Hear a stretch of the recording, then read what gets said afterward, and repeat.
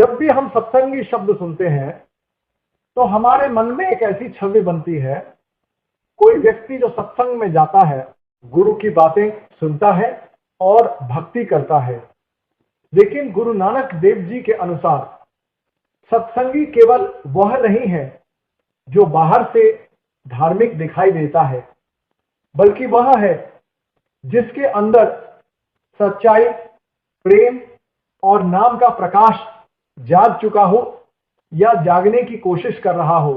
गुरु साहिब ने हमें यह समझाया कि इंसान की असली पहचान उसके कपड़ों, उसके शब्दों या उसके दिखावे से नहीं होती, बल्कि उसके अंदर के भाव और उसके कर्मों से होती है। इसलिए जब हम सत्संगियों की बात करते हैं तो ये कोई गिनती का विषय नहीं है, बल्कि ये एक यात्रा है, एक ऐसी यात्रा जिसमें हर इंसान अलग अलग अवस्था से गुजरता है। कुछ लोग ऐसे होते हैं जिनका सत्संग से जुड़ाव केवल एक शुरुआत होती है। उनके मन में जिज्ञासा होती है, वे जानना चाहते हैं कि जीवन का असली उद्देश्य क्या है, मन को शांति कैसे मिले और परमात्मा से संबंध कैसे बने। ऐसे लोग सत्संग में आते हैं, गुरु की वाणी सुनते हैं और उनके अंदर एक हलचल सी शुरू हो जाती है। उन्हें लगता है कि यहाँ कुछ ऐसा है जो दुनिया में कहीं और नहीं मिलता। लेकिन इस अवस्था में उनका मन स्थिर नहीं होता। कभी उन्हें भक्ति में आनंद आता है तो कभी वही मन उन्हें दुनिया के मोह माया में खींच ले जाता है। यह कोई कमजोरी नहीं, बल्कि एक स्वाभाविक शुरुआत है। धीरे धीरे जब वही व्यक्ति सत्संग में नियमित रूप से आने लगता है और गुरु की बातों को केवल सुनने के बजाय समझने और अपनाने की कोशिश करता है, तो उसके अंदर बदलाव आने लगता है, उसका स्वभाव बदलने लगता है। पहले जहां वह छोटी छोटी बातों पर गुस्सा करता था, अब वह शांत रहने लगता है। जहां पहले उसे हर चीज में अपना लाभ दिखता था, अब वह दूसरों के बारे में भी सोचने लगता है। उसके अंदर विनम्रता आने लगती है। लेकिन फिर भी यह एक संघर्ष का समय होता है। कभी वह जीतता है, कभी उसका मन हार जाता है। पुराने संस्कार बार बार उसे पीछे खींचते हैं। फिर एक समय ऐसा आता है जब सत्संग केवल एक जगह या समय तक सीमित नहीं रहता, बल्कि वह व्यक्ति के जीवन का हिस्सा बन जाता है।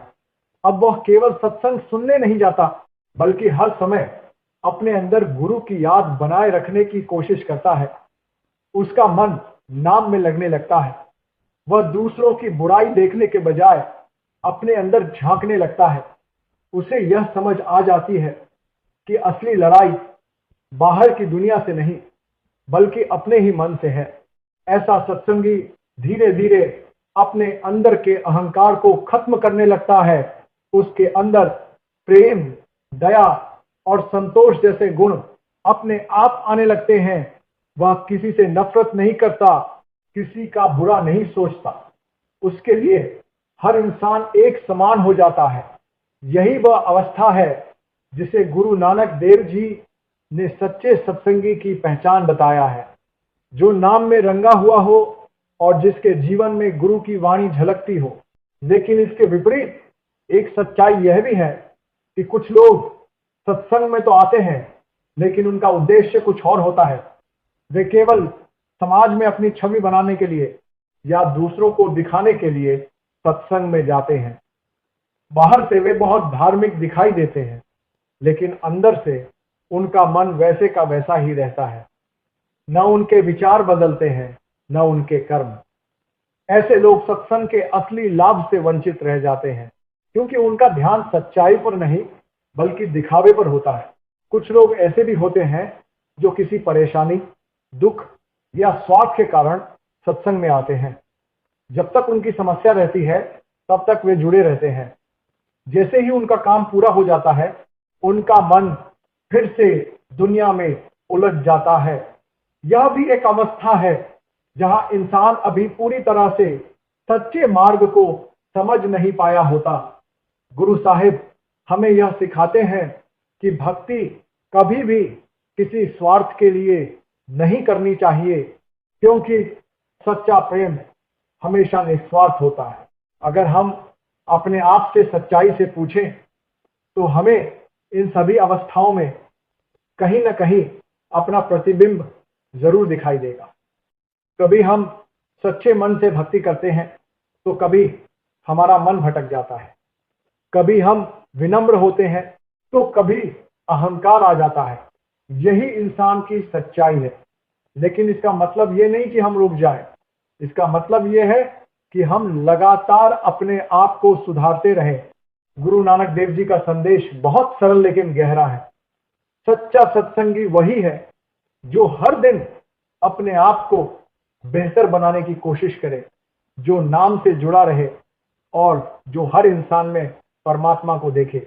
इसलिए हमें ये नहीं सोचना चाहिए कि हम किस प्रकार के सत्संगी हैं, बल्कि ये सोचना चाहिए कि हम हर दिन अपने अंदर कितना सुधार ला रहे हैं। क्या हम पहले से अधिक शांत हुए हैं? क्या हमारे अंदर प्रेम बढ़ा है? क्या हम दूसरों को समझने लगे हैं? सत्संग का असली उद्देश्य यही है कि इंसान अपने अंदर झांके, अपनी कमियों को पहचाने और धीरे धीरे उन्हें दूर करे। जब यह प्रक्रिया शुरू हो जाती है तभी असली परिवर्तन आता है और यही परिवर्तन एक सामान्य इंसान को एक सच्चा सत्संगी बनाता है। अंत में बस यही कहना है, सत्संग केवल सुनने की चीज नहीं है बल्कि जीने का मार्ग है। जब तक यह हमारे जीवन में नहीं उतरता तब तक इसका असली लाभ नहीं मिलता। लेकिन जैसे ही हम इसे अपने जीवन में उतारना शुरू करते हैं वैसे ही हमारा जीवन बदलना शुरू हो जाता है। और यही गुरु नानक देव जी की शिक्षा का सार है। नाम जपो, सत्य पर चलो और प्रेम से जीवन जियो।